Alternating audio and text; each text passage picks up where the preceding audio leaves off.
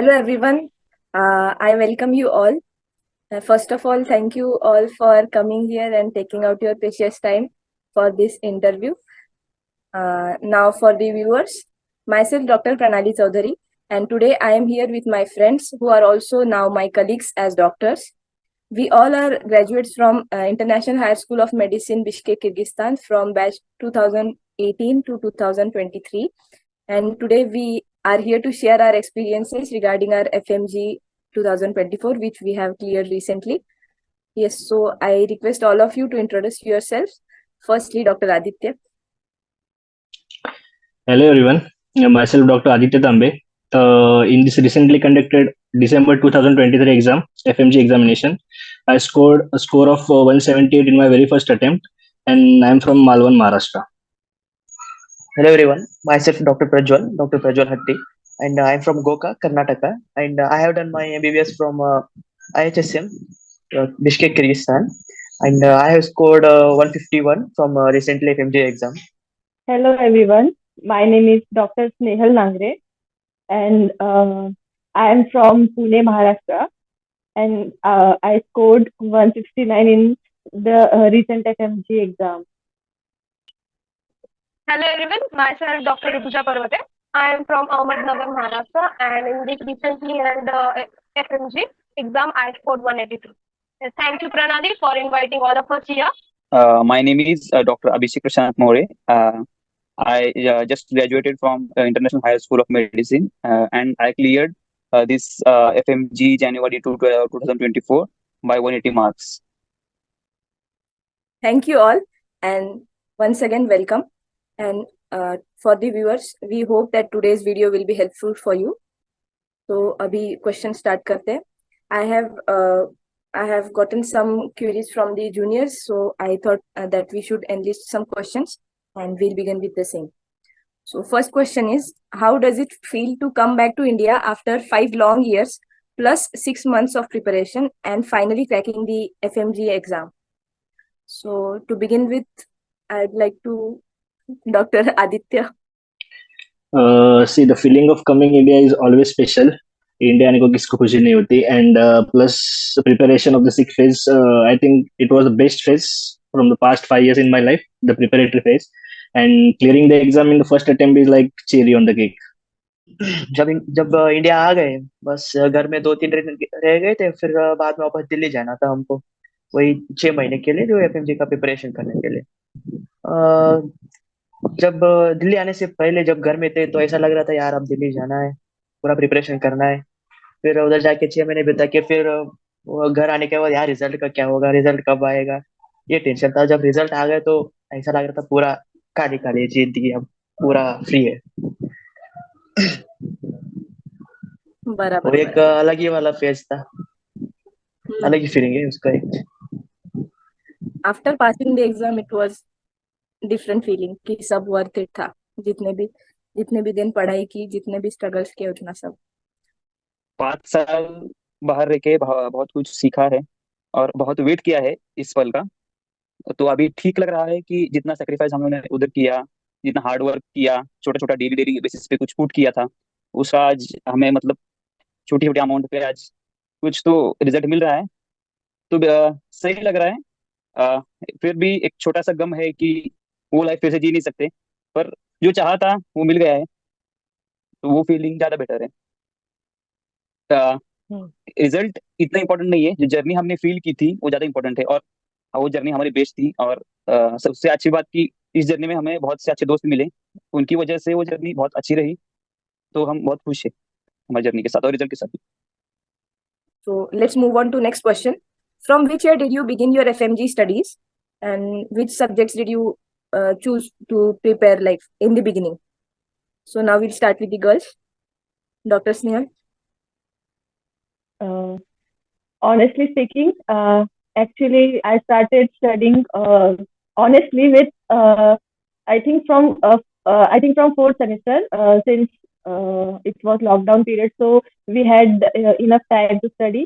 But since it was all about online classes, and so we didn't have much time to study also, because whole day we were in the class with the Zoom and all. That's why it was not that much serious. हाँ Like for me, like particularly talking about like MCI, like preparation for FMG, I also started like from lockdown. Before I only like studied according to our classes, like which subject was important for that semester, like that. And like particularly as I think of now, I think like mostly according to the exact exam pattern, I think I have given my best in the last 6 years, 6 months. 6 months. Yeah, Same particularly goes if with me. about the portion and all the MCQs and all these things. So I think in this last 6 months I have given my best. Yeah. I think these last 6 months are the most important ones because ये 6 महीना जिसने पूरे college भर भी पढ़ाई नहीं की लेकिन 6 महीने में पढ़ाई की वो भी निकल जाता है. Yeah, for me also, I started studying for FMG seriously in 5th year, but I was the most serious in last 6 months. And over to you, Dr. Prajwal and Dr. Aditya. Yes, I was studying. Actually, I was started studying in the third year. Just like system wise, I was studying the system wise. But for particular to FMG exam, I was started from fourth year. And because of classes also, I should study something related to classes. So like that, I have continued studying.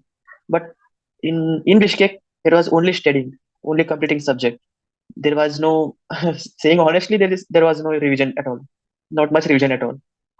Mostly we revised subject and revised the topics all in last 6 months where we spent our most of the time for studying in Delhi itself. मेरा भी वैसे ही है.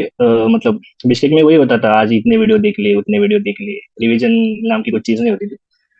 And typical मतलब जो core वाला जो है ना पोर्शन, वो आई थिंक लास्ट 6 महीने में ही हुआ है, जो कुछ हुआ है properly. Yes.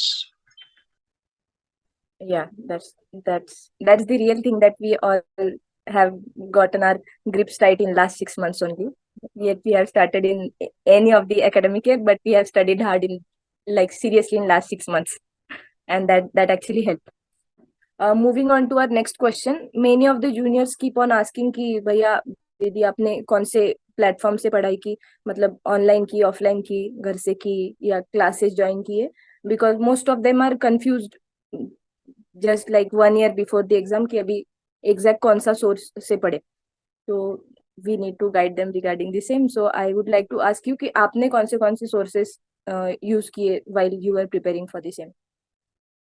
Yeah, so as for me, like talking about the 6 months, तो मैंने like offline classes join किए थे दिल्ली में AFMG, and उससे पहले like I studied from Preplatter app, and वही sources अगर बात की जाए तो I was like consistent with my classes sources, कि books वगैरह जो content वगैरह था उसका था. And for MCQs I preferred viewing like app से MCQs वगैरह करती थी.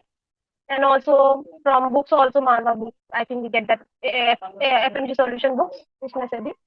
For MCQs, I referred to those. And other things, revision, and also attended some like revision sessions, QRS sessions, which were there. Like Delhi में मिल जाते हैं offline, अगर आप वहाँ पे हो तो many faculties are there.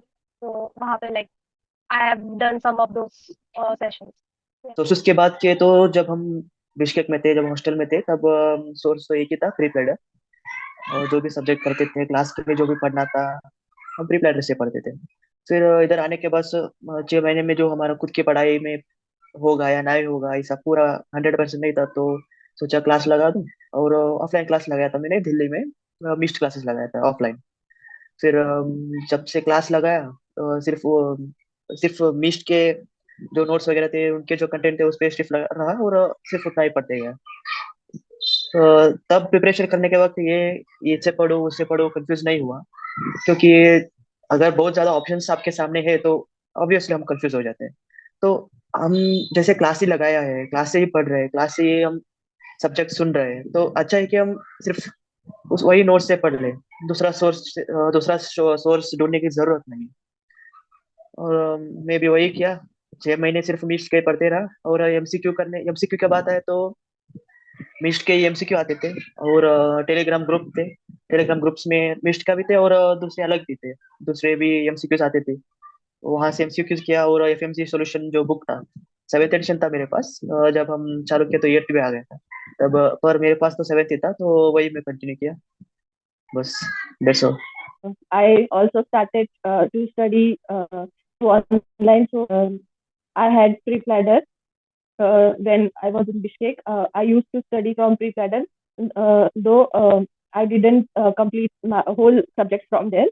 I was also doing system-wise study. जैसे एक सिस्टम लिया तो उसके सब्जेक्ट सारे, फॉर एग्जाम्पल सीवीएस लिया तो anatomy, CVS anatomy, then CVS pathology, medicine, pharma. So I was studying like that. So those have much time, like those who are in second or third year, they can start studying like this. It was very helpful for me in my last 6 months because I was able to recall those notes and all. Also, but the main source was that I also started. I also joined MIST in Delhi offline. और उसी के notes follow किए, and the main funda is to stick to those notes only. We should not run and grab from multiple sources. We should stick to one source and start following them. Then about MCQ, I also solved MCQs from pre-planner, some also few MCQs from FMG solutions, then few questions from MIST. They have one book called All-in-One MIST. So in the last month, I was solving those questions.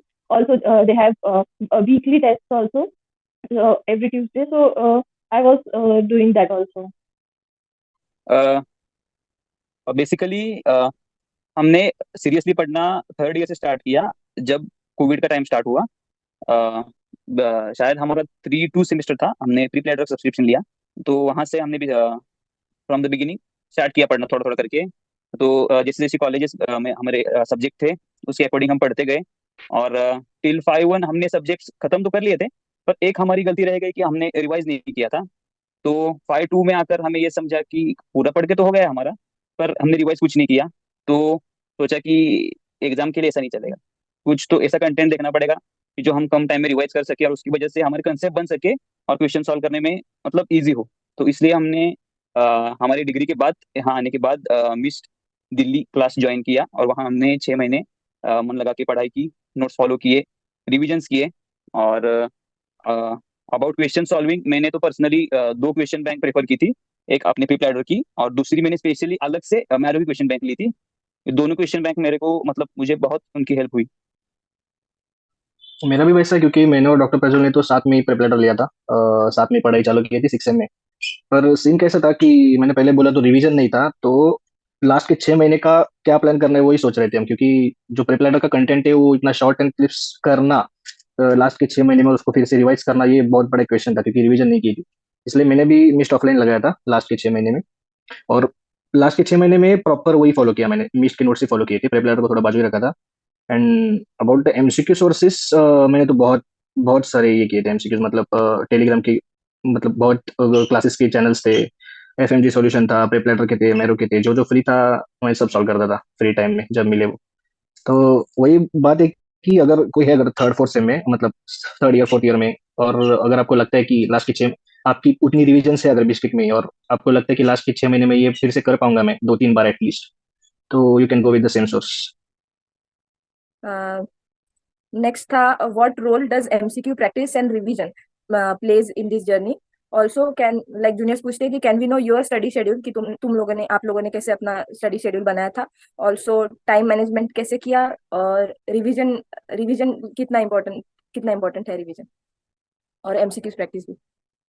देखो MCQs बहुत important है, मतलब crucial part है exam के लिए, क्योंकि जितना practice करोगे ना एमसीक्यू उतना वो हैबिचुअल हो जाते हो आप.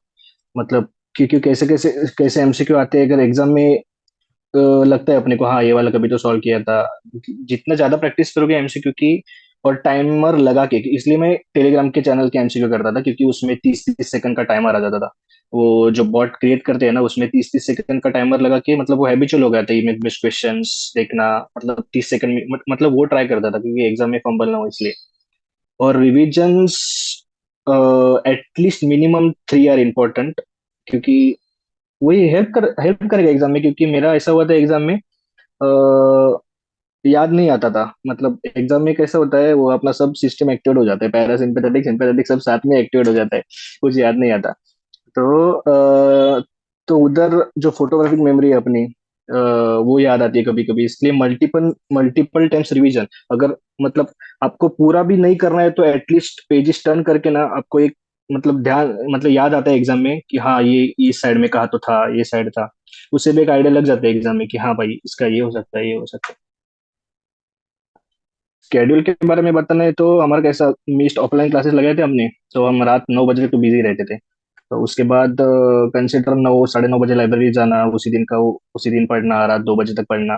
मतलब जब तक क्लासेस चालू थे तब तक ये स्केड्यूल चालू था हमारा। जब से क्लासेस खत्म हो गए तब से मेरे को कैसे रात में पढ़ने की आदत है, इसलिए मैं तो रात 9 बजे जाके सुबह 7-8 बजे आना, वैसे ही चालू था मेरा एग्जाम के पहले 10 दिन तक। फिर बाद में मैंने फिर से बदल दिया था, क्योंकि एग्जाम के टाइम मेरे को मतलब उसमें नहीं रहना था, सुबह की नींद में नहीं रहना था, इसलिए 10 days before I had change it, like सुबह 3 बजे उठ के चालू करना फिर से। अगर रिवीजन की बात करें तो I think revision is the main thing, क्योंकि अगर हम जितना भी पढ़े लेकिन अगर हमारे रिवीजन नहीं है तो वो इज इक्वल टू जीरो है मेरे अकॉर्डिंग तो। बिकॉज क्योंकि बीटेक में भी पढ़ाई की थी लेकिन वो अभी याद नहीं आ रही थी। लेकिन जब हम यहाँ पर मिस क्लासेस में जब थे, तो जैसे क्लास होने के बाद घर आके उसको जो जितना भी पढ़ा है एटलीस्ट उसका 70% भी अगर रिवाइज हो जाए तो मतलब बहुत बड़ी बात है वो। एंड अबाउट क्वेश्चंस, मतलब क्वेश्चंस तो जो सोर्स मिले जहाँ से मिले वहां से क्वेश्चंस करना जरूरी है, क्योंकि उससे हमें प्रैक्टिस होती है। जैसे अभी डॉक्टर आदित्य ने बताया कि क्वेश्चंस सॉल्व करना बहुत ज्यादा इंपॉर्टेंट है। बिकॉज उससे हमें आइडिया लगता है, उससे हमें एक प्रैक्टिस मिलती है कि एग्जाम टाइम में इसमें हमें नहीं पता कि कौन से टाइप का क्वेश्चन आने वाला है, क्या डिफिकल्टी लेवल होने वाली है। तो हमें हर टाइप के क्वेश्चंस वगैरह भी सॉल्व करने आने चाहिए। And about revision, minimum 3 to 4 time का रिवीजन करना मेरे ख्याल से जरूरी रहेगा। स्केड्यूल के बारे में सेम स्केड्यूल मतलब क्लासेस के टाइम का, क्योंकि क्लासेस 12-12 घंटे तक चलती थी स्टार्टिंग के कुछ महीने। तो 9 बजे तक क्लासेस रहती थी, तो वहां से 9:30 बजे तक हम पहुंचते थे फ्लैट से वगैरह। खाना वगैरह वहां से खाने के बाद हम लाइब्रेरी जाते थे 2-3 घंटे के लिए हार्डली, क्योंकि बस उसी दिन का रिवाइज करना होता था। तो रात को 1 12 1 बजे तक वापस आ जाते थे। यही सेम शेड्यूल था 2-3 महीने हमारा, क्लासेस जब तक चल रही थी।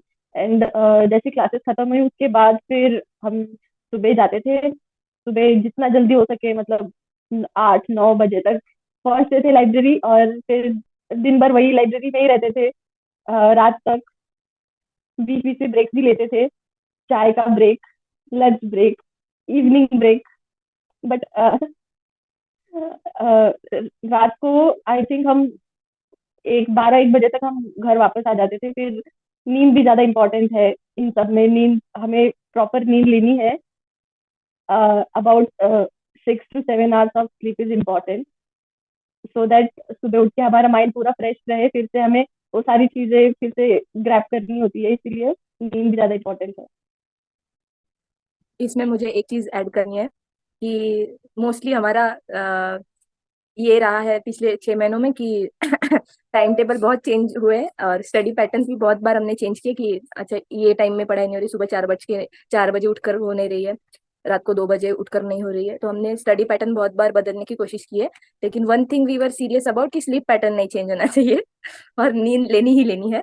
या so that's also that actually help. तो जूनियर्स के लिए ये भी एडवाइस है कि नींद ज्यादा मत लेना, लेकिन जितनी चाहिए उतनी प्रॉपरली लेना ही लेना है, क्योंकि पढ़ना तो तुमको दिन भर है ही। तो एटलीस्ट तुमको जितने घंटे की नींद आती है उतनी लेकर पढ़ो, ताकि पढ़ते पढ़ते तुम झपकियां ना दो। So sleep is important. Yeah over to you Prajwal. Okay. अगर हम एमसीक्यू की बात आए तो एमसीक्यू प्रैक्टिस करना बहुत जरूरी है एक्चुअली, क्योंकि क्वेश्चंस आते भी हैं, लेंदी क्वेश्चंस आते हैं, वन लाइनर्स आते हैं, शॉर्ट शॉर्ट क्वेश्चंस आते हैं। और हम जितना भी पढ़ाई किए फिर जैसे हम क्वेश्चन देखेंगे तो हिम्मत नहीं होती कि उसको सॉल्व करने का एग्जाम टाइम में। इसलिए हम पढ़ाई के साथ साथ एमसीक्यू भी करना जरूरी है, और मैं भी वैसा ही करता था। और मेन तो ये है कि हमको क्वेश्चंस देखते ही हम, हाँ ये तो क्या टॉपिक तो याद आ जाता है क्वेश्चन देखते ही। पर वो क्वेश्चन में जो ट्रिक है उसको समझने के लिए प्रैक्टिस करना जरूरी है। मतलब एक्सेप्ट होगा, एज होगा, सेक्स होगा, ये सब देखने के लिए एमसीक्यू करना, प्रैक्टिस करना तो बहुत जरूरी की बात है। और एमसीक्यू सिर्फ करते जाने का नहीं। हाँ, स्टार्टिंग में कर सकते, सिर्फ मैं तो ऐसे ही कर रहा था, स्टार्टिंग में सिर्फ एमसीक्यू करते जाता था। पर जैसे जैसे एग्जाम नजदीक आने लगा तो सोचा कि टाइम मैनेजमेंट भी बहुत इंपॉर्टेंट है। मैं प्रिप से जब एमसीक्यू करता था उसमें टाइमर में ऑफ करके रखा था। पर इधर प्रैक्टिस करने के वक्त समझ में आया कि टाइमर तो इम्पोर्टेंट है। और जैसे डॉक्टर आदित्य ने बताया, मैं टेलीग्राम से भी सॉल्व करता था ना क्वेश्चन। उधर जैसा कैसा था कि 30 सेकंड्स देते थे सिर्फ क्वेश्चन के लिए, एक क्वेश्चन के लिए 30 सेकंड्स। उसी 30 सेकंड्स में हमको आंसर करना है। तो जितने भी लेंथी लेंथी क्वेश्चन आए, तो वो पूरा लेंथी क्वेश्चंस हम 30 सेकंड में कैसे पढ़ने का है उसमें। मतलब लेंथी क्वेश्चन आए तो कहाँ से चालू करना क्वेश्चन पढ़ना। फर्स्ट लास्ट जो पूछे वो पढ़ना है, फिर क्वेश्चन को समझना है कि उनको पूछना क्या है, फिर एज वगैरह देखना है। ऐसे करने का, वो भी ट्रिक ट्रिक समझने का है। इसलिए एमसीक्यू करना, उसका मतलब ही वही कि क्वेश्चंस का ट्रिक समझने का। और बात आई एक शेड्यूल की, तो जैसे जब क्लासेस चालू थे तब हमारा पूरा टाइम क्लासेस में ही जाता था। क्लास करके रूम में आके खाना वगैरह खाना, फिर लाइब्रेरी जाना, फिर उस दिन का पूरा होने तक हम पढ़ाई पढ़ देते हो, उस दिन का पूरा रिवाइज होने तक पढ़ देते, एक्स्ट्रा कुछ नहीं पढ़ना होता भी नहीं था। नहीं तो नींद नहीं होती थी, मतलब क्योंकि सुबह जल्दी उठ के फिर से क्लास जाना रहता था ना। तो वैसा करते थे। और जैसे क्लासेस वगैरह खत्म हो गया तो मैं कंफ्यूज था कि मैं खुद कैसे टाइम टेबल कैसे बनाऊं। तो उसी वक्त मिश का जो टाइम टेबल आया तो सोचा वही ठीक है, तो उसको ही फॉलो करते रहा हम। बस एग्जाम के टाइम तक यही करते बेटा। That's thank all. यू। हाँ, ओके। ये क्वेश्चन मेरे लिए सबसे इम्पोर्टेंट क्वेश्चन है, क्योंकि मुझे पर्सनली मेरे नोट्स से थोड़ा सा ज्यादा मेरे क्वेश्चन बैंक ने मुझे हेल्प की है। क्योंकि मेरा पर्सनली ऐसा है कि मुझे जो मैं पढ़ता हूँ वो पूरा एज इट इज रटा हुआ याद नहीं रहता। तो एग्जाम के टाइम मैंने सोचा कि यार ये तो मैं आज पढ़ूंगा फिर 15 दिन बाद भूल जाऊंगा, ऐसे नहीं चलेगा एग्जाम के टाइम पे। तो मेरे मैक्सिमम मेरे एंड की 3 मंथ्स में जो फोकस था मेरा, वो मैंने क्यू बैंक पे डाल दिया था। तो मैं क्या करता था कि जो मैंने टॉपिक पढ़ लिया था वही मैं उसका मैं क्वेश्चन सॉल्व करता था दोनों क्वेश्चन बैंक से। और वो टॉपिक पे मैं हर टाइप का जितना पॉसिबल था वो क्वेश्चन सॉल्व करता था। तो मेरे दिमाग में बैठ जाता था कि ये टॉपिक पे कैसे कैसे क्वेश्चन आ सकता है। तो बाद में आफ्टर प्रैक्टिस मेरे माइंड ने ऐसा वर्क करना स्टार्ट किया कि हाँ ये टॉपिक है, इसी क्वेश्चन मैक्सिमम कैसे आ सकता है, मतलब बेसिकली इजीएस्ट कैसे आ सकता है और हार्ड कैसे आ सकता है।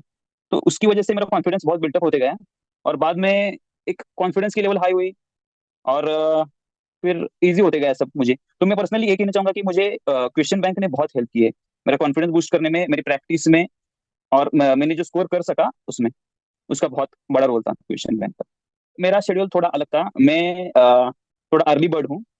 तो मेरा शेड्यूल ऐसा था कि मैं सुबह 3 बजे उठता था और एक 4 बजे तक पूरा तैयार होकर, मतलब ये जो शेड्यूल बता रहा हूँ वो मेरा पर्टिकुलर 6 मंथ, लास्ट 6 मंथ का है दिल्ली का। तो 4 बजे मैं तैयार होकर लाइब्रेरी जाता था, 4 बजे से लेके ठीक 9 बजे तक मेरा पढ़ाई हो जाता था।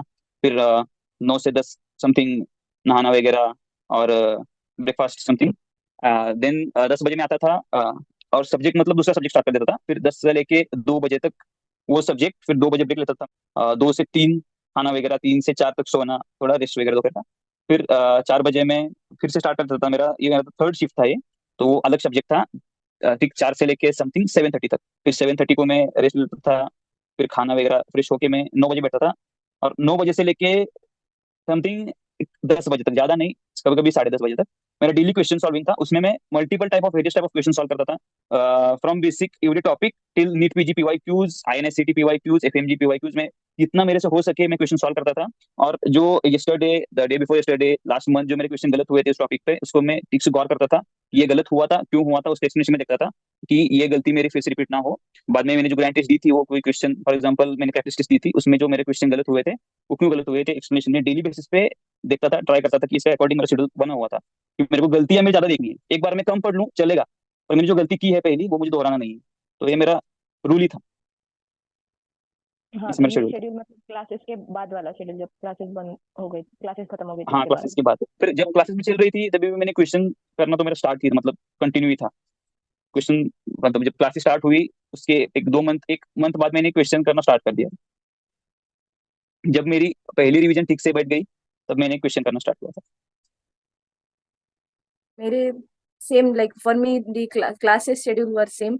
लेकिन एक डिफरेंस है कि तुम पूरा पढ़ते थे हर रोज, मतलब रोज का रोज जो आज पढ़ा है पूरा, आज जब तक पढ़ाई नहीं होती पूरा नहीं होता तब तक। लेकिन I was unable to do it क्योंकि नींद जरूरी थी। तो तो mostly we use to come from the classes and after dinner and all हम जैसे लाइब्रेरी में जाके पढ़ना स्टार्ट करते थे। तो नींद आने तक तो शायद मेरा हार्डली 40% 50% खाली ऊपर ऊपर से रीड करना होता था उस दिन जो पढ़ा है। तो मतलब रोज का अगर पकड़ा जाए तो रोज का 50% नहीं पढ़ती थी मैं जैसे। लेकिन जो छूटा था तब का एटलीस्ट नोट डाउन करके रखती थी कि हाँ ये बचा है अभी। तो जब क्लासेस खत्म हुए तो क्लासेस खत्म होने के बाद मोस्टली 2.5 महीने थे हमारे पास, तो उन 2.5 महीनों में जो तब बिल्कुल भी नहीं पढ़ा था इस बार वो पहले पढ़ा जैसे। So that help. और शेड्यूल की बात करें तो शेड्यूल वैसे तो कोचिंग वालों ने अच्छा बना कर दिया था, लेकिन वो लास्ट लास्ट का था। लेकिन we actually started to make like weekly schedule कि इस हफ्ते इस सब्जेक्ट का कौन से पेज नंबर तक होना चाहिए या फिर कितने पेजेस, इतना पेजेस तो पढ़ के होना ही चाहिए। वो ट्राई करती थी। वो भी मतलब आज तक जो टाइम टेबल भी बना, actually making time table help, लेकिन टाइम टेबल बनाने के बाद भी वो पूरा फॉलो हमसे तो नहीं हुआ।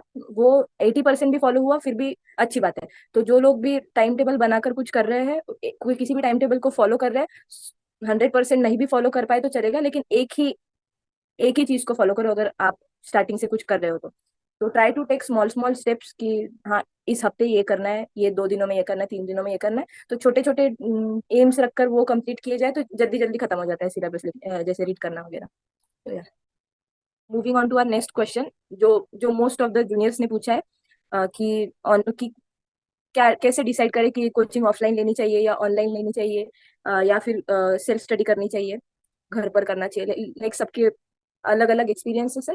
तो आपके पर्सनल क्या ओपिनियन है कि ऑफलाइन क्लासेस हेल्पफुल है या ऑनलाइन, या फिर self study like from the apps and all? या अगर लाइक एज फॉर मी, अगर देखा जाए, if you have completed like पहले फर्स्ट लाइक 5 ईयर आपने किया है, सब्जेक्ट्स वगैरह कंप्लीट किए और रिवीजन किए है, एंड यू थिंक 6 महीने में आप सब सब्जेक्ट की रिवीजन कर सकते हो with MCQs and all, then it's okay, self study कर सकते हो अगर टाइम टेबल मेंटेन कर सकते हो। बिकॉज अगर क्लास ज्वाइन करोगे तो क्लास में आपको 8 आवर लाइक सिंपली 8 आवर आप क्लास में होते हो कंटिन्यू, 2.5 2.5 घंटे के सेशन होते हैं, टीचर सामने होता है और पूरा ब्रेन पूरा वही पे होता है इन्वॉल्व पूरा। ऐसे अगर आप कर सकते हो सेल्फ स्टडी से तो फिर ओके। बट अगर कंपेयर करें ऑफलाइन क्लासेस और ऑनलाइन क्लासेस तो आई सजेस्ट कि offline is better. Because online में वही प्रॉब्लम आता है, नेटवर्क इशू, ये वो कम्युनिकेशन नहीं होता टीचर से, टीचर सामने नहीं होती है, क्वेरीज कितना भी बोलो तो भी लाइक आता है, एक डिफरेंस आता है। ऑफलाइन में हम डायरेक्टली जाके फैकल्टी से पूछ सकते हैं। सो आई सजेस्ट दैट अगर लाइक 6 महीने में you are trying to catch up with all the things, I suggest offline will be better. क्योंकि दिल्ली में वैसा एनवायरमेंट है बाजू में, like everywhere you see the students are like सब भाग रहे हैं, क्लासेस कर रहे हैं, तो एक इंस्पिरेशन भी मिलता है। स्ट्रेस आता है बट इंस्पिरेशन भी मिलता है कि हमें भी भागना पड़ेगा, हम छूट ना जाए, और उसको सिर्फ पॉजिटिव वे में लेना है ना कि नेगेटिव। तो या आई थिंक कि ऑफलाइन विल बी बेटर, वो एनवायरमेंट में रह के पढ़ना। जैसे मैंने बताया कि जब हम डिस्ट्रिक्ट में थे तो उधर सिर्फ पढ़ाई हुआ था, सिर्फ मतलब सब्जेक्ट करके हुए थे, बट रिवीजन नहीं हुआ था, बिल्कुल रिवीजन नहीं हुआ था। तो मैं इधर मिस्ट में जाके उधर पूरा एडमिशन करने तक कंफ्यूज है कि क्लास लगाऊं या नहीं लगाऊं। फिर मैंने सोचा कि रिवीजन तो हुए नहीं है, अगर 5 साल में ये रिवीजन मेरा हुआ नहीं तो 6 महीने में मैं कुछ क्या कर सकता हूँ। तो बेटर है हम क्लास लगा जाए और उनके शेड्यूल फॉलो किया जाए, और क्या पता हो ही सकता है। तो सोचा और लगा दिया क्लास, और ऑफलाइन क्लासेस लगा दिया मैंने। अगर आपके रिविजन हुए नहीं है, सिर्फ सब्जेक्ट करके हुए, और आपको लगता नहीं कि 6 महीने में मैं कुछ कर सकता हूँ, तो क्लास लगाना बेटर रहेगा।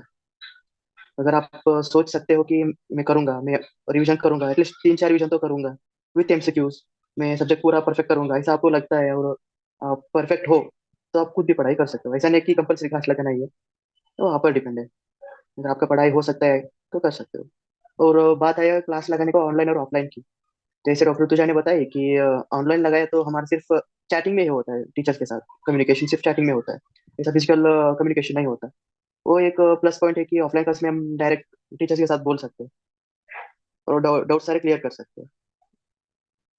That's it. ये एडवाइस मतलब कैसे है, ये डिफरेंट स्टूडेंट पे डिफरेंट अप्लाई होगा क्योंकि कोई कोई स्टूडेंट ऐसे जो फर्स्ट ईयर से पढ़ रहे हैं, कोई कोई सेकंड ईयर से स्टार्ट किया है, कोई फोर्थ ईयर से है। तो मतलब मेरा एडवाइस ये रहेगा कि जिनका मतलब पढ़ के हो गए एक बार सही से 19 सब्जेक्ट, जिनकी रिवीजन हो गई है एक बार सही से, जिनको कॉन्फिडेंस है कि बाबा अपना हो गया है, वो एक चांस ले सकते हैं कि सेल्फ स्टडी करने का। पर जिनको कॉन्फिडेंस नहीं है कि हाँ बाबा 1 1.5 साल पहले स्टार्ट किया है, रिवीजन नहीं बैठ रही, कुछ याद नहीं आ रहा, वो मतलब उनको मेरा एडवाइस रहेगा कि वो क्लास ज्वाइन करे। और क्लास भी ज्वाइन करने में अगर मतलब मोड अगर पूछ रहे हो तो मैंने पर्सनली ऑफलाइन मोड चूज किया था। मेरे को वो सही लगा। पर ऐसे नहीं, ऑनलाइन मोड भी सही है। मेरे बहुत से दोस्त है वो ऑनलाइन मोड लगा के उनका बहुत अच्छा स्कोर आया, मेरे से भी अच्छा स्कोर आया उन लोग का। पर वो अपना पर्सनल अप्रोच है। मेरा पर्सनल अप्रोच में अगर सजेशन अगर मेरा पूछोगे तो मैं ऑफलाइन ही बताऊंगा। तो जैसे मैंने पहले ही बोला था कि अगर आप कॉन्फिडेंट हो लास्ट के 6 महीने में कि you can do everything with MCQs with practice, तो you can prefer the same source. Like अब हम है आईएसएम से और हमारा एक टाइप है कॉलेज का, तो almost most of the juniors have completed at least 10 subjects in church hall which arrange medical classes. So उन्होंने भी बहुत मैसेज किए थे कि क्या करना है, क्लासेस लगाने हैं कि नहीं। तो उनको भी एक सजेशन देना चाहते हो कि अगर आपने उधर किए एटलीस्ट 10 सब्जेक्ट्स, ठीक है रिवीजन किए ना किए, पर you can go with the same source अगर आपको क्लासेस लगाना है, क्योंकि वो फैकल्टी सेम रहेगी, वो जो आपके कानों पे जो शब्द आएंगे वो सेम रहेंगे, तो आपको थोड़ा बेटर रहेगा चूज करने के लिए अगर आपको ऑफलाइन क्लासेस करने हैं तो। एंड ऑनलाइन ऑफलाइन में डिफरेंस वही है, क्योंकि ऑनलाइन तो अपन ने बीसीके में भी किया था वही, जो प्रेप लेटर करते थे वो भी काइंड ऑफ एक ऑनलाइन सोर्स ही है, तो अपने को पता है अपन कितना करते थे। So I will choose obviously offline, क्योंकि एज डॉक्टर ऋतुजा ने बताया जैसे दिल्ली में बहुत एक एनवायरनमेंट है, दूसरे को देख के अपने को भी इंस्पिरेशन आ जाती है कि हाँ भाई करना है, सब पढ़ रहे हैं, ये कर रहे हैं, वो कर रहे हैं।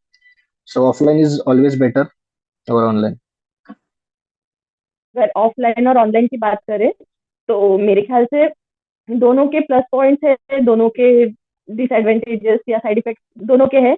अ, अगर ऑनलाइन की बात करें तो ऑनलाइन में हमें फोकस फोकस मिलता है कि अगर कोई डिस्ट्रैक्शंस नहीं है, सिर्फ हम है और आगे स्क्रीन है, तो उससे भी काफी मतलब हम कंसंट्रेशन से पढ़ सकते हैं। और ऑनलाइन में ये डिसएडवांटेज ये है कि हमें आसपास कोई नहीं है हमारे, मतलब हम सिर्फ सिर्फ मतलब हम सेल्फ एनालिसिस ही सिर्फ कर सकते हैं, हमें साथ में कोई नहीं है, टीचर भी फिजिकली नहीं है, सिर्फ ऑनलाइन है, तो वो थोड़ा सा डिस्टेंस की वजह से वो भी एक पॉइंट है। और ऑफलाइन की बात करें तो ऑफलाइन में भी ये अच्छी बात है कि हमें इन्वायरमेंट मिलता है पढ़ने का, जैसे कि अभी सबने बताया कि हमें जब सब साथ में होते हैं, जब सब पढ़ रहे हैं, सब इधर उधर देख रहे हैं हम, तो उससे इवेंचुअली हमें भी वही उसी इन्वायरमेंट में रह के हमें भी वो सेम फोकस सेम हम उसी कंपटीशन में रहते हैं।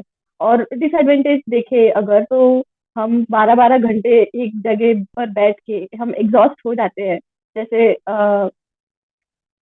कि मतलब भले ही हमें ब्रेक मिलते हैं हर 2-2.5 घंटे बाद मिलते हैं, लेकिन वो भी 10-15 मिनट के होते हैं। उसकी वजह से भी काफी काफी बार ऐसे भी लगा था कि शायद ऑनलाइन ही ज्वाइन कर लेना चाहिए था, कि ऑफलाइन में बहुत ज्यादा एग्जॉस्ट हो रहे हैं। लेकिन ये सिर्फ 2-3 महीने की बात थी। उसके बाद जब जब क्लासेस खत्म हुई और जब रिवीजन सेशन स्टार्ट हुआ, तब रियलाइज हुआ कि ऑफलाइन वॉज बेटर।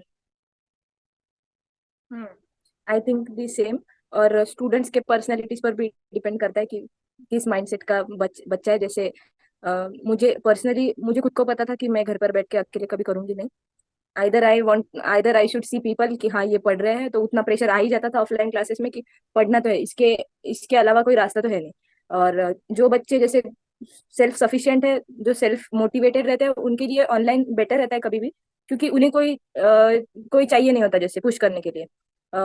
लेकिन कोई डिस्ट्रैक्टिव स्टूडेंट है जो मेरे जैसा, जो बात बात पे डिस्ट्रैक्ट होते रहता है, तो पुश करने के लिए either you need your friends, या तो फिर ऑफलाइन क्लासेस में बैठकर ही इतना प्रेशर आ जाता है कि पढ़ना तो है ही करके। तो it all depends on you. पहले तो बच्चों ने सोर्स डिसाइड करने से पहले सेल्फ एनालिसिस एक बार कर लेना है कि अपना क्या स्वभाव है, 6 महीने हम किस एनवायरमेंट में रह सकते हैं, क्योंकि घर पे रहना is also a tough challenge in it self. तो स्टूडेंट्स ने खुद खुद पर फोकस करके खुद की स्टडी करके फिर डिसाइड करना चाहिए कि कौन सा सोर्स चूज करना है।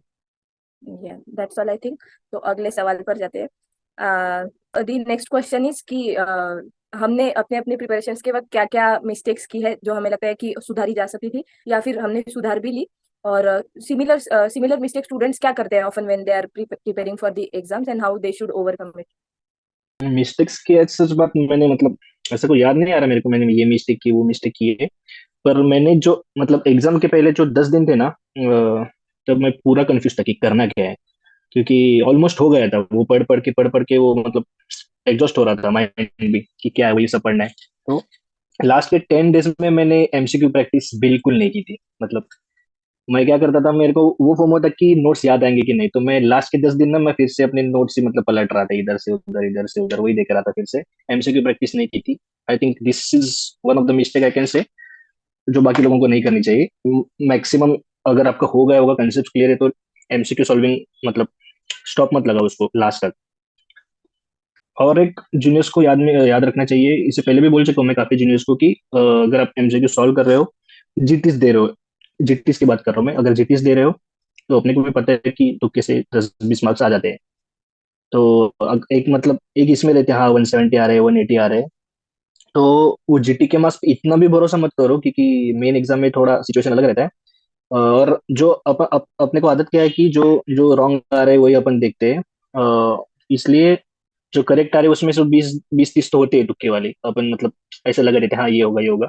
तो उस पे ज्यादा फोकस करो कि मतलब क्या लॉजिक लगा कि तुमने ये मारा था वो सेम है कि नहीं, आपने कौन सी कंसेप्ट लगा कि वो मारा मारा है, एक्चुअल क्वेश्चन क्या पूछने वाला था, इस पे थोड़ा ज्यादा ध्यान दो। क्योंकि मोस्ट ऑफ द बच्चे क्या करते हैं कि सिर्फ गलत जो आते हैं उन पे ही फोकस कर देते हैं, और जो बराबर आते हैं उसमें मतलब हो जाता है। और एग्जाम में कैसा हो जाता है, जो अपने को टॉपिक फिक्स याद है, मतलब जो प्रॉपर आपने पढ़ा है ना, एग्जाम में वही टॉपिक धोखा दे जाते हैं, थोड़ा थोड़ा चेंज होने, जो एक्सेप्ट ये वो अपन ऐसे मतलब पूरा कॉन्फिडेंट रहते हैं अपन, हाँ यही होगा ये होगा, जब बाहर आते तो समझ आते हैं अच्छा इससे पूछा था वो पूछा था, ऐसे हो जाता है। This is one of the point I would like to highlight. Yeah I would like to continue the same, कि मुझे भी पर्सनली लगता है कि लास्ट जो भी गलतियां हम लोग करते हैं मोस्टली लास्ट के 10-15 दिन में करते हैं, क्योंकि तब मेंटेलिटी ऐसी हो जाती है कि अब और कितना पढूं, क्योंकि सब तो पढ़ लिया है। और उसके साथ सेम फीलिंग आती है कि अब कौन सा पढूं, क्योंकि कुछ भी याद नहीं आ रहा। तो इसमें हम डिसाइड नहीं कर पाते, लास्ट के 10 दिन वैसे ही टाइम पास कर देते हैं हम। तो I think that was the mistake I did not do in the last 10 days, कि उस वक्त उतना स्ट्रेस नहीं लिया जितना मैं नॉर्मली लेती थी, जैसे कि लेना चाहिए था 10 दिन में। So in the last 10 days what I did was कि नोट्स पढ़ने से तो कुछ हो नहीं रहा था, मतलब पढ़ बुक खोल के तो ये लग रहा था कि ये तो भूल गया, अभी कितना इतना कैसे पढ़े।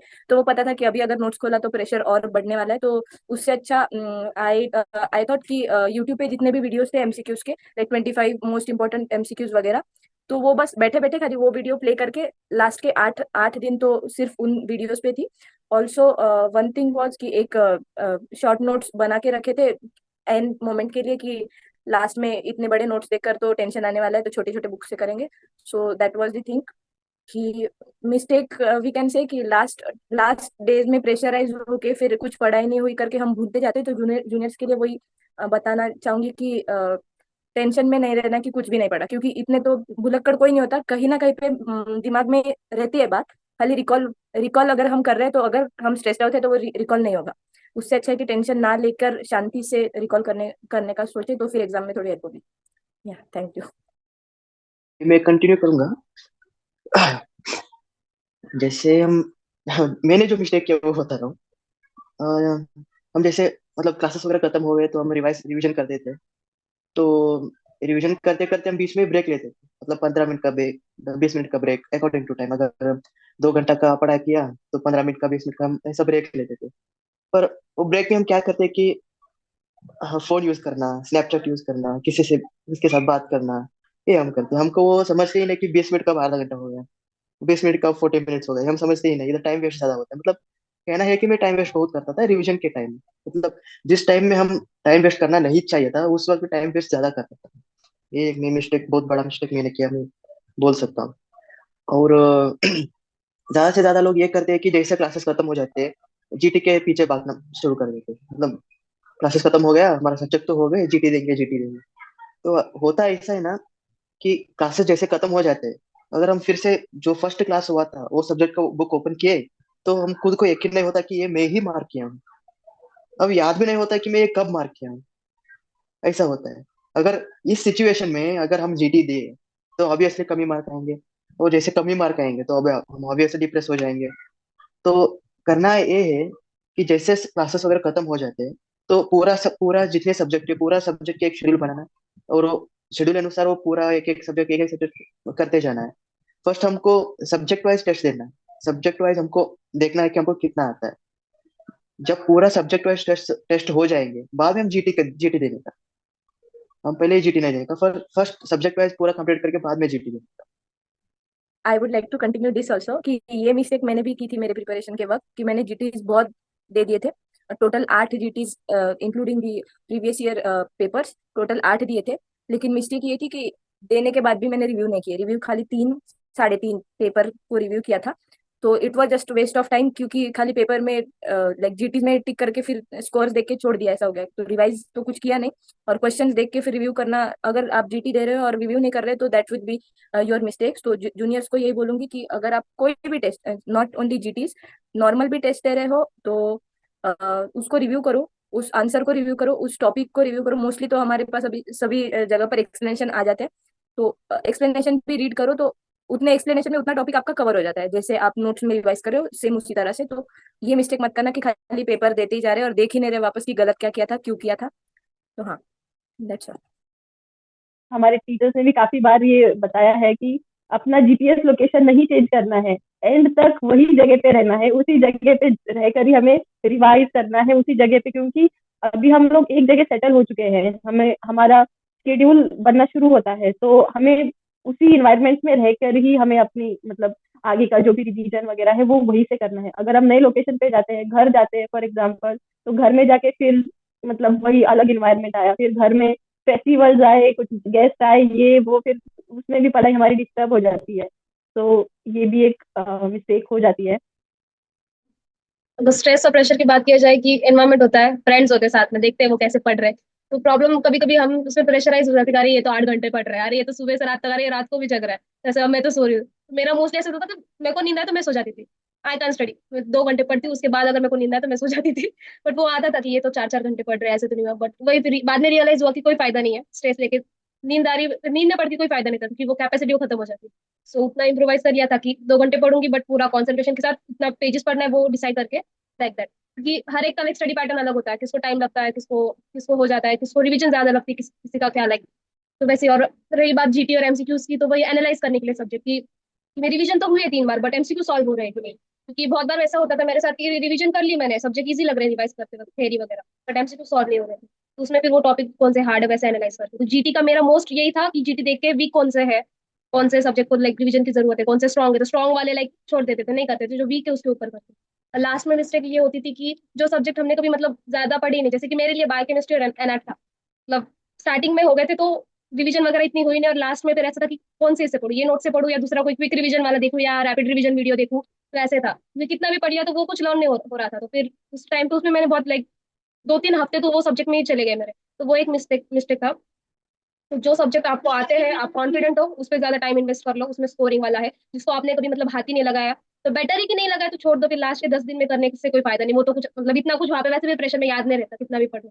जो एकदम अच्छे हैं, जो थोड़े बहुत लग रहे ब्रशअप करना है, तो वो आप मतलब कर सकते हो और स्ट्रॉन्ग कर लो, उससे स्कोर इंक्रीज हो सकता है। So moving on to our next question, juniors mostly are asking कि which subjects are important. So I would like to ask कि आपके हिसाब से पर्सनली आपके क्या ओपिनियन है कि कौन से सब्जेक्ट्स ज्यादा important है या कम important है, और which sequence did you follow while preparing for your exam? और सब्जेक्ट की बात की जाए तो लाइक स्कोरिंग वाले सब्जेक्ट, जैसे कि थियोरेटिकल, जैसे कि गायना हो गया, मतलब जिसमें कंसेप्ट की बात है, गायना हो गया, ईएनटी हो गया, के बाद सर्जरी वगैरह, पैथोलॉजी, फिजियोलॉजी, वैसे वाले सब्जेक्ट तो इम्पोर्टेंट। बाकी के जो मेरे लिए तो लाइक एनाटॉमी, माइक्रोबायो, बायोकेमिस्ट्री, ये ऐसे थी कि मैं कितना भी पढ़ूं मेरे दिमाग में नहीं जाते थे, मुझे डर लगता था। और एमसीक्यूज, एमसीक्यूज वैसे कभी कभार तुक्के लग जाते थे, बट कॉन्फिडेंस मेरे को एग्जाम के दिन तक भी नहीं आया था, तो इसलिए मैंने उसका प्रेशर लेना छोड़ दिया, क्योंकि उसके प्रेशर में बाकी के सब्जेक्ट नहीं होते। तो वही जो थ्योरी वगैरह थे, जो वो क्वेश्चंस जिससे सॉल्व होते हैं, वो किए। और बाकी के जो सब्जेक्ट है उसका टिपिकल एनालाइज कर सकते हो, मतलब टॉपिक जो इंपॉर्टेंट है वैसे वो इंपॉर्टेंट टॉपिक की है सब्जेक्ट वाइज। तो वैसे पीवाईक्यू, इसलिए पीवाईक्यू अगर किया तो समझ में आता है कि कौन से इस पे ज्यादा, कौन सा सब्जेक्ट करना चाहिए, कौन सा टॉपिक करना चाहिए, स्ट्रेस किसके ऊपर ज्यादा देना चाहिए, उसके हिसाब से। देखो सब्जेक्ट मतलब एग्जाम पॉइंट ऑफ व्यू के लिए तो ये चार तो मेन ही है, मेडिसिन, ऑब्जन, गायनी, सर्जरी, पीएसएम, पीडिया भी होगा एक। ये तो करना ही करना है। बाकी खुद पे डिपेंड करता है, किसी को कुछ पसंद आता है नहीं आता है। मेरा भी बायोकेम, मतलब मैंने बायोकेम तो वो 6 महीने में किया ही नहीं, मैंने सिर्फ लास्ट 10 डेज में सिर्फ रैपिड रैपिड रैपिड रैपिड इतना किया था बायोकेम का, विच एक्चुअली हेल्प। आया था, बहुत कुछ आया था उसी में से। तो ये एक प्लस पॉइंट था मेरे लिए, क्योंकि बायोकेम मतलब 11 12 से ही पसंद नहीं थी मेरे को केमिस्ट्री, तो बायोकेमिस्ट्री से कोई मेरी केमिस्ट्री जुड़ी नहीं, ऐसा था। और एक क्वेश्चन बच्चों ने पूछा था मेरे को कि भी ये मतलब जब इंडिया आए हो तो कितना सब्जेक्ट करना चाहिए, क्या करना चाहिए। तो इसका आंसर यही दूंगा कि अगर मतलब बच्चे पूछते हैं भैया मेरे 10 हो गए, एक बार हो गए, कोई बोल रहे 5 6 हो गए, मैं बोलूंगा कि अगर तुम 2 3 सब्जेक्ट भी करके आ रहे हो ना, तो मतलब ऐसा करके आओ कि any time you can answer. Basic concept clear करके आओ, लाइक पैथोलॉजी हो गया, फिजियो हो गया, मेडिसिन सर्जरी में अगर आपने कुछ भी नहीं किया है तो हाथ में डालो उनमें, क्योंकि समझ नहीं आएगा, वो बहुत वास्ट लगेगा आपको। पर फिजियो, पैथो, फार्मा, मतलब अगर इतना भी आप करके आ रहे हो इंडिया, बेसिक कॉन्सेप्ट करके भी आ रहे हो ना, फिर भी 6 महीने बहुत है क्रैक करने के लिए, क्योंकि जो आगे के आने वाले जो फाइनल ईयर के सब्जेक्ट्स होते हैं ना, वो इन्हीं पे डिपेंड करता है सब। तो बहुत हेल्पफुल हो जाते हैं। और जो शॉर्ट शॉर्ट सब्जेक्ट है, अगर आप दिल्ली में रह रहे हो तो वो 2-3 दिन का खेल होता है, सबको पता है। जो शॉर्ट सब्जेक्ट 3-3 दिन में निपट ही जाते हैं, तो शॉर्ट सब्जेक्ट का इतना लोड मत ले लो। जैसे जैसे छोटे सब्जेक्ट होते हैं कि ठीक है 4 मार्क्स के हैं, 5 मार्क्स के, जैसे एनेस्थीसिया वगैरह, तो हम स्टार्टिंग में तो मैं भी ऐसे ही सोचती थी कि हाँ छोटा सब्जेक्ट है तो स्किप करेंगे तो चल जाएगा, लेकिन जब जीटीज वगैरह दिए तब ऐसे रियलाइज हुआ कि नहीं, अगर छोटा सब्जेक्ट है लेकिन हो सकता है कि वो हमें 149 से 150 तक ले आए, तो फिर उसके लिए हमें हर एक सब्जेक्ट को वैल्यू करनी है। ऐसा नहीं है कि सिर्फ बड़े बड़े सब्जेक्ट ही करके जाए, ऐसा नहीं है, हमें हर एक सब्जेक्ट करना पड़ेगा। और जैसे अभी कहा इन्होंने कि बेसिक्स अपने पहले क्लियर होने चाहिए। जैसे अगर अगर आप फॉरेन से अगर आप करके आ रहे हो सब्जेक्ट, तो अपना प्रेफरेंस यही रखो कि आप पहले फर्स्ट ईयर के जो सब्जेक्ट है, जैसे एनएट है, फिर फिजियो है, फार्मा है, ये सब सब्जेक्ट्स आप अगर पहले से करके आ रहे हो तो आपको इजी पड़ सकता है थोड़ा सा। बट अगर नहीं भी किया है, और अगर आप मतलब अगर नहीं स्टार्ट भी नहीं किया है आपने, तो कोई बात नहीं है। आप अपना आप पूरा 6 महीने के लिए आप बस उसी पे लगे रहो। आपको बिलीव भी नहीं होगा कि आपके 6 महीने में 19 सब्जेक्ट्स मतलब आप कर सकते हैं। अभी सोचने में ऐसा लगता है कि हाँ भाई 6 महीने में 19 सब्जेक्ट कौन कर सकता है, ये तो पॉसिबल ही नहीं है, ऐसे लगता है। बट ट्रस्ट मी, होते हैं। सिर्फ होते ही नहीं है, हम रिवाइज भी कर सकते हैं। वन एडवाइस और one trick I would like to juniors जिन्होंने ये पूछा है कि इंडिया आने से पहले कौन से सब्जेक्ट करके आने चाहिए। तो देखो, आप लोग कौन सा भी सब्जेक्ट, मतलब कितने भी सब्जेक्ट्स एक बार देख के आ रहे हो तो उसका तो बिना रिवीजन का कोई फायदा होने वाला नहीं है। तो उससे बेटर ये रहेगा कि पूरे 19 सब्जेक्ट्स में से you can choose on your own. पहले तो वेटेज के हिसाब से प्रायोरिटाइज कर लो, एक लिस्ट बना लो, और उनमें से भी पहले सब्जेक्ट्स में आपका इंटरेस्ट कौन से सब्जेक्ट में है। जैसे किसी को बायोकेम पसंद है, किसी को एनएट पसंद, फिजियो पसंद, उस हिसाब से आप अपनी प्रायोरिटी के और अपनी चॉइस के हिसाब से सब्जेक्ट्स निकाल लीजिए। और अगर आप इंडिया आने से पहले वो सब्जेक्ट्स देख के भी आए, फिर भी because you are interested in दो सब्जेक्ट्स, वो आपके दिमाग में रहकर आएगा। So coming to the last question as always, what advice you would like to give to your juniors and all other FMG aspirants there? Okay, juniors को मैं यही एडवाइस दूंगा कि आप मतलब अभी जो कौन से भी ईयर में हो, पढ़ना स्टार्ट कर दीजिए। आपके अभी कॉलेज में जो जो सब्जेक्ट्स है उसके अकॉर्डिंग आप जो भी कोई सब्जेक्ट में आ जाओ, बुक से पढ़ना चाहो वो आपकी चॉइस है, वहां से पढ़ना स्टार्ट कर दो। और पढ़ने में भी एक बात मोस्ट इंपॉर्टेंट है कि सब्जेक्ट कितने करते हो ये इंपॉर्टेंट नहीं है, जो सब्जेक्ट किए हुए हैं उतने आप उसकी रिविजन कितनी करते हो, नंबर ऑफ रिविजन्स इंपॉर्टेंट है। फॉर एग्जाम्पल, सपोज कि आपने 10 सब्जेक्ट किए, पर 10 सब्जेक्ट के अगर आपने 3-4 रिविजन कर लिए तो आप एक बहुत अच्छे लेवल पे हो। ये बात हमेशा याद रखना है। और दूसरी बात मैं एडवाइस देना चाहूंगा कि डेली पढ़ो। कुछ भी हो जाए, एक शेड्यूल बना लो 5-6 घंटे का, 5 घंटे हो सपोज, पर डेली पढ़ना है। कुछ भी हो जाए, तबीयत ठीक ना हो, कोई सेलिब्रेशन हो, बाहर जाना हो, मूड नहीं हो पढ़ने का, कुछ भी हो, डेली पढ़ना एटलीस्ट वो 5 घंटे तो मन लगा कि पढ़ना ही पढ़ना है। वो छोड़ के आप कुछ भी करो। डेली पढ़ने का शेड्यूल बहुत इंपॉर्टेंट है। एक दिन 15 घंटे पढ़ना और डेली 5 घंटे पढ़ना बहुत डिफरेंट होता है। तो डेली पढ़ने का शेड्यूल बनाना, कुछ भी हो जाए, ये आपको बहुत हेल्प करेगा। देखो, मैं जितना भी फेजेस वगैरह बताया ना, उन सब का एक ही सोल्यूशन है, चिल रहना और कूल रहना। पर ऐसा नहीं कि मेरे ऐसा सो जाना, पर चिल रहना, कूल रहना, और माइंड सेट ये रखो कि जो भी होगा देखा जाएगा, और जो भी होगा अच्छे के लिए होगा। बस अपना अपना शेड्यूल बनाओ और पढ़ते रहना। आपको जो अच्छा लगेगा, कैसे जैसे अच्छा लगेगा वैसा करना। मेरी तरफ से जूनियर्स के लिए यही एडवाइस होगी कि इट इट डजंट मैटर कि आप कब शुरू कर रहे हो पढ़ाई। ऑल दैट मैटर्स इज कि आप कितना कंसिस्टेंटली पढ़ाई कंटिन्यू रख रहे हो, क्योंकि बीच में ब्रेक पढ़ना इज अ बिग थिंग। तो ट्राई करना सब लोगों ने कि रोज पढ़ना है, थोड़ा थोड़ा भी चलेगा लेकिन रोज पढ़ना है, ताकि आप हैबिचुअल हो जाए। रोज एमसीक्यूज करने हैं, 30 भी करा, 5-10 भी करे, फिर भी रोज एमसीक्यूज करना है, ताकि आप एग्जाम डे के दिन हैबिचुअल हो जाए एमसीक्यू पैटर्न देख देख के। और टेंशन नहीं लेना है, आपके जीटी में 250 भी आ गए और आपके जीटी में 100 भी आ गए, फिर भी टेंशन नहीं लेना है।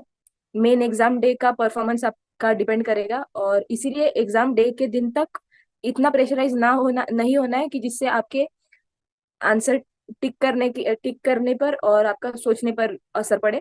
प्रेशर तब तक ही लेना है जब तक आप पढ़ने ना बैठो। अगर आप पढ़ाई नहीं कर रहे हो, उस चीज का प्रेशर लो, पढ़ाई करते करते मत प्रेशर लो। और पढ़ाई होने के बाद एग्जाम के दिन तो मत ही लो, जितना हो सकता है उतना करो।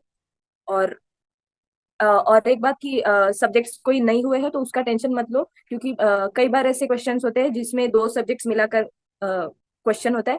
तो अगर आपका एनाटॉमी अच्छा नहीं है लेकिन फिजियोलॉजी अच्छा है, मोस्टली इंटीग्रेटेड क्वेश्चंस में एक अच्छी चीज आ जाती है कि आपको, जैसे मुझे जो सब्जेक्ट आता है मैं वही लाइन पढ़ पाती हूँ, और उतनी ही लाइन में समझकर मैं आंसर देना पसंद करूंगी। तो डोंट वरी कि एक सब्जेक्ट नहीं हुआ है तो उस सब्जेक्ट्स के मार्क्स ही नहीं आएंगे। अगर इंटीग्रेटेड क्वेश्चंस रहे तो आपके हिसाब से आपने जो भी अच्छे से सब्जेक्ट्स किए उसकी हेल्प लेकर आप राइट ऑप्शन को भी टिक कर पाते हो। तो उसका भी टेंशन मत लेना। बाकी तो कंटिन्यू करो, टेंशन लेके रुकना मत। टेंशन आ भी रहा है तो चलते जाओ। एग्जाम के दिन तक पढ़ो, एग्जाम के पहले दिन तक पढ़ो, लेकिन पढ़ते रहो, रुकना नहीं। कोई भी कुछ भी चीज है, बहुत सी सिचुएशंस आएंगी कि आपको नहीं लगेगा पढ़ाई करना। अगर पढ़ना नहीं अच्छा लगे तो एमसीक्यू सॉल्व करो, वो अच्छा नहीं लगे तो यूट्यूब खोल के यही वीडियोस देखो। लेकिन रास्ता मत भूलो, क्योंकि 6 महीने है, 6 महीने में निकल जाती है एग्जाम। तो ट्राई करना कि उतने में ही निकाल लो, टेंशन में टाइम वेस्ट नहीं करना। बस that's all from my side. Juniors के लिए एडवाइस ये है कि कंसिस्टेंट रहो। और जीटीज की भी बात करना चाहूंगा, जीटीज के स्कोर दिल पे मत लिया करो, क्योंकि मेरे जीटीज के स्कोर बहुत अच्छे आते थे, लास्ट लास्ट में तो इतने आने लगे कि, पर फिर भी मेरे को भरोसा नहीं था कि, मतलब मेन पॉइंट ये है कि जीटी के स्कोर के बाद मैं इनको भी बताता था मेरे दोस्त लोग को कि ये जो स्कोर आ रहा है मेरे को नहीं लगता एग्जाम में आने वाला है। तो ऐसे ही कंसिडर करके चलो कि 20-30 मार्क्स कम ही आएंगे, क्योंकि मेन क्या होता है। और पीवाई क्यूज भी बोलना चाहूंगा, जो आप लोग पीवाई क्यूज देखते हो, they are not the same what comes in exam. This is the questions that student tell the faculties. इधर उधर कोई नॉट पढ़ता है, कोई एक्सेप्ट पढ़ता है, नहीं पढ़ता है, किसी के पॉइंट ऑफ व्यू से क्वेश्चन अलग होता है। तो उस पे मत डिपेंड करो पीवाई क्यूज पे, सीरियसली टॉपिक्स पे ज्यादा फोकस करो, नॉट द क्वेश्चंस। और हाँ, वही जो जीटीज के कोर स्कोर, जीटीज मेनली आज फॉर टाइम मैनेजमेंट, क्योंकि एग्जाम में टाइम बहुत कंज्यूम होने वाला है। मेरा भी मतलब पहला पेपर तो ऑटोमेटिक सबमिट हो गया था, मतलब कर लिया था मैंने कंप्लीट, पर वो ऑटोमेटिक सबमिट, मतलब उस लेवल तक गया था टाइम मैनेजमेंट। हाँ, और कंसिस्टेंसी रखो। रेगुलर जो अगर क्लासेस लगाने वाले हो, नहीं लगाने वाले हो, जो बोल रहे हो फॉलो करो, एक ही सोच पे अड़े रहो, बस। बस वही जो अभी ये सब लोगों ने बोला जीटीज वगैरह, तो वही। बाकी तो कुछ खाओ पियो, अच्छा खाओ, ऐसे बाहर वगैरह का लास्ट 1 मंथ में वही एक प्रिकॉशन लो, हेल्दी खाओ, बीमार मत पड़ना। कि वही एक होता है, अभी अगर दिल्ली में हो, ऑफलाइन क्लासेस कर रहे हो तो मेक श्योर कि जो खा रहे हो अच्छे से खा रहे हो, सोना नींद वगैरह ठीक से। बाकी का कुछ एडवाइस तो यही है कि एंजाइटी ज्यादा स्ट्रेस नहीं लेना, क्योंकि स्ट्रेस में वही, फिर स्ट्रेस में कुछ याद नहीं आता क्या चल रहा है क्या नहीं। बेटर है स्ट्रेस लेके कुछ याद नहीं, उससे अच्छा है कि जैसे हल्के मन से मतलब टेस्ट दे रहे हो, वैसे जाके एग्जाम दे दो। कोई मतलब डी डे करके इतना प्रेशर लेने की जरूरत नहीं कि बस ये एग्जाम नहीं हुआ तो कुछ नहीं होगा, वैसे तो नहीं होने वाला। तो उससे बेटर है कि अच्छे मतलब पॉजिटिव माइंड से जाके एग्जाम दो। तो एंड तक यही ट्राई करना है। बहुत नेगेटिव थॉट है कि बस छोड़ देता हूँ, बस नहीं हो रहा, अभी आज कुछ नहीं पढ़ना है वगैरह वगैरह।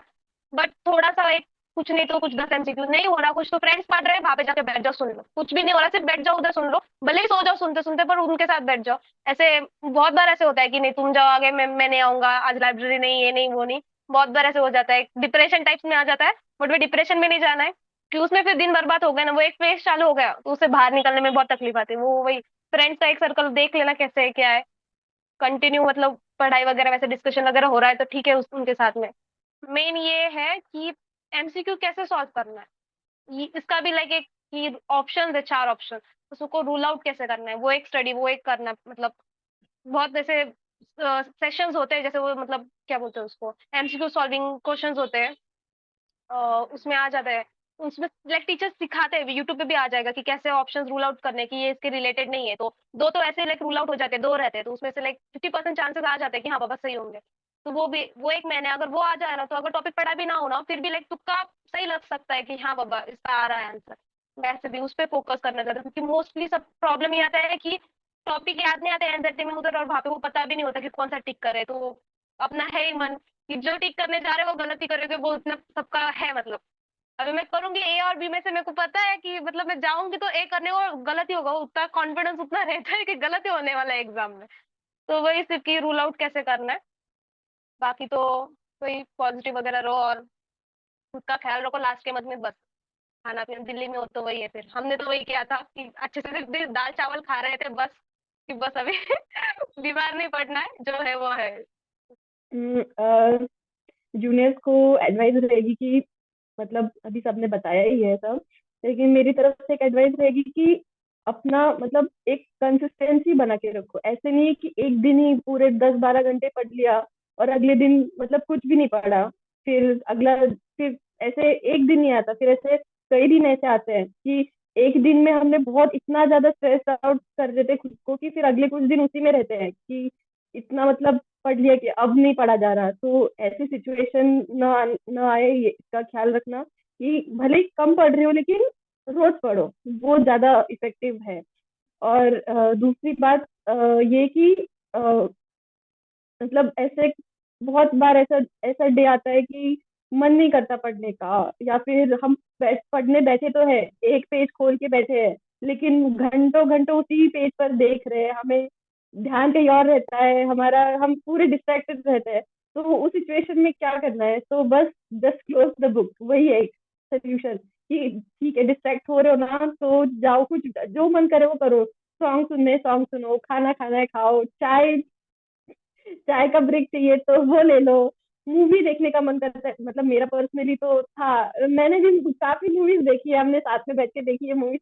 ऐसा नहीं है कि बाबा अभी अभी एग्जाम मतलब पढ़ रहे थे एकदम ऐसे अगर कुछ एक्स्ट्रा कर लिया चीज तो कोई पाप कर ले, ऐसा नहीं है। थोड़ा ह्यूमन ब्रेन है, थोड़ा हम होते हैं, अपना वो नेचर है डिस्ट्रैक्ट होने का, तो ऐसा इसे दिल पे नहीं लेना है, हो गया तो हो गया, कोई बात नहीं। लेकिन उससे हमें मतलब मैंने ये एक्सपीरियंस किया कि उससे मुझे अच्छा लगता था, उससे मुझे थोड़ा सा एनर्जी आती थी कि मतलब हम पूरे वीक अगर एग्जॉस्ट हो रहे तो फिर हमें एक दिन तो हमें फ्री चाहिए, मतलब ऐसा होता था मुझे, तो मैं ब्रेक लेती थी।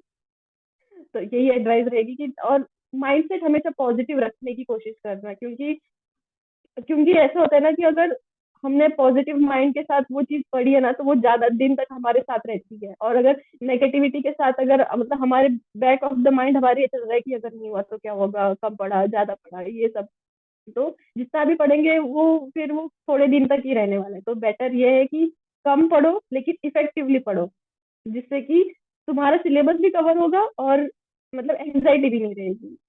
यही एडवाइस रहेगी मेरी। चलो फिर this is the end of our interview. I thank all of you for coming and joining to this meeting and giving your precious time to this discussion. And I hope कि ये video जो कोई भी junior जो कोई भी FMG aspirant देखेगा उसको बहुत हेल्प करेगा, क्योंकि इस एक ही वीडियो में हम सबके personal experiences and personal views भी है। तो आई थिंक कि जितने भी जूनियर्स ने हमसे क्वेरीज पूछी थी, डाउट्स पूछे थे, वो इस वीडियो थ्रू हम आंसर कर पाए होंगे. And with the same thing, I also wish all the juniors and all the FMG aspirants out there very good luck to them and all the very best. Keep trying until you get it. Also, hope to see you all becoming doctors, and hope that someday we'll also be taking your interviews, and we'll see you on this side with us, together with us. Yeah, so thank you everyone.